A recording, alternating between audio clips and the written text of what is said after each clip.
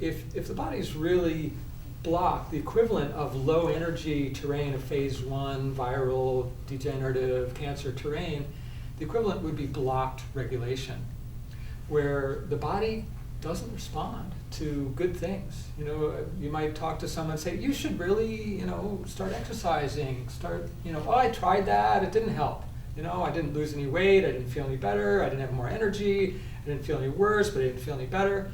If you do things that you think should be good for you and you don't feel better, that's a possible indication that your body's not responding as it should, right? But we need to think this way. And the next level up is negative regulation. A little bit better than not responding to anything that you should respond to is feeling worse before you feel better. And again, it's common sense. If I haven't been exercising and I go out and I run a marathon, I'm probably going to feel worse before I feel better. So you don't want to push it. If you have negative regulation, you're going to be symptomatic, but you want to be gentle. There's no big awards for getting healthy faster. It's the slow race. It's the you want to be the tortoise that's still alive and kicking, working on getting healthier and more functional when you're 100. So it sounds like the system is a holistic approach, really, of self-care. Yeah, and that's the idea of the global picture that I'm laying out of a theory of everything. This is a clinical theory of everything. It's not an ivory tower physicist theory of everything, which we could plug into it, and I hope to do some integration on that, on one of these segments, because it's fascinating. I love it, because we should be able to understand everything that we can see, even in a microscope or a telescope. It should fit into one world, and I see a living world. I see a cosmos that's alive, that has functions very similar to our body. In fact, the physicists who named the cosmic state of matter of plasma by studying the aurora borealis in northern Europe named it after the plasma in our cells, the cytoplasm, the plasma in our blood vessels, the blood plasma, because it moves the same, it looks the same, it has the same function. It's an ionic fluid, it's an ionic gas, it carries electromagnetic fields, and so it moves with the same kind of energies. Electromagnetism is on the order of 10 to the 36 to 8, depending on who you talk to, orders of magnitude stronger than gravity. And we have a culture where we think that gravity is what runs the universe. But we're going to look into that again in future segments and see how it looks more like we're living in a cellular living universe that's very much like the cellular living universe when we look inside our body, even to the level of an electron. What is an electron? There's a model of an electron that as David Bohm, physicist, says, all matter is frozen light. Well, now there's a quantitative model that works for the electron. It says, oh, it's a photon that's wrapped in a circle and folded on itself like a Mobius strip, and that creates what we call an electron. And how we heal is we get more electrons and more photons, and we get the protons out. I'm speechless. That's where we're headed. I can't wait to hear more about this. Thanks so much. Thank you.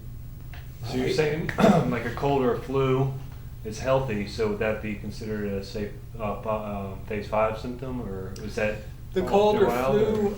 Well, if it's a virus, a cold or flu virus, typically would be a virus, would be a phase 1 symptom. Usually a cold or flu, you're going to have a low level fever. It's not deep into phase 1 where you have, it's not typical of cancer. You don't have enough energy if you have, serious cancer building going on.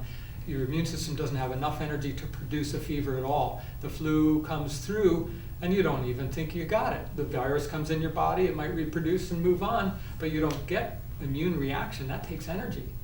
So you don't have the immune response that's the healing part of the flu. So the flu is actually a phase 1 symptom. A cold, typically, again, it would be a virus. You could have a bacterial infection would be a phase 2. But the immune system response, which includes the fever, the inflammation, that's not what the virus does. That's what we do. So to think that that's the problem and we want to avoid that, well, I don't agree. Most of the people that I've ever seen who come and say, I can't believe it, I just found out I have cancer. I have been the healthiest person around for 20 years. I haven't even gotten the flu. How could this happen to me? It tells me right off in this model, it's really clear. They've been at a low energy phase 1 terrain, a chronic degenerative tendency in their milieu for 20 years. They didn't have enough energy to produce a fever response. So to me, the person who comes in and says, well, I get a fever, in the spring and the fall, it's kind of a pain, but it's, I burn it off and go on. It's spring house cleaning and fall house cleaning. And that's a good thing. Again, there's a generalized cleansing response to inflammation in general. There's a reason our body produces inflammation. Inflammation is not an enemy. It's what our body's doing. So if we believe in evolution and genetic intelligence, that we're adapted for life and to maintain life and to support life, we better start questioning if we want to suppress inflammation and fevers. There's a time, yes, because they can do damage. They can burn down the house. It can do more damage than good. So we want to moderate that or modulate that. And when we get into specific therapies, for example, we can go into things like how plant sterols, the plant equivalent of cholesterol, phytosterols, structurally equivalent, they're similar shape, but have different function in the body.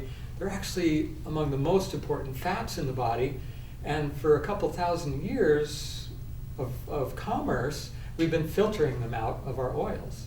We want to sell that oil that we've produced, and if people see stringy stuff floating around in it, there's something in there, it doesn't look pure. Well, yeah, it isn't pure. It's better than pure. It has the most important nutrient in it that oil is carrying. That's an oil-soluble, oil-carried nutrient. It's phytosterols, and that is an immune modulator. It boosts our immunity against infection, and it reduces our tendency to produce inflammatory responses and overreactions like allergy. So if we want to be efficient in our immunity, we need to be eating sprouts. That's where the phytosterols come from. That's where they're the most concentrated in that little plant. It's very susceptible. It's tasty. It's the highest in nutrition. Everybody wants to eat it when that seed is sprouting, right? The seed before that has all kinds of protections, the phytates on grains, and it'll stop us from being able to utilize the nutrition. But when it's sprouting, everybody wants to eat it, so it's got to have some kind of protection, and it's got to have its immune function at peak. And so it's the highest in all kinds of nutrients, including the phytosterols. So something like an unfiltered flax oil, or taking the flax seeds and grinding them yourself, or soaking seeds overnight, eating sprouts. Very, very important for improving our immunity so we don't have these symptoms that we think are a problem, that we have to kill the symptom by stopping the immune system from working as hard as it is, help the immune system work easier, and then we're more comfortable. Thank you for coming today. Thank you. Thank you. Thank you.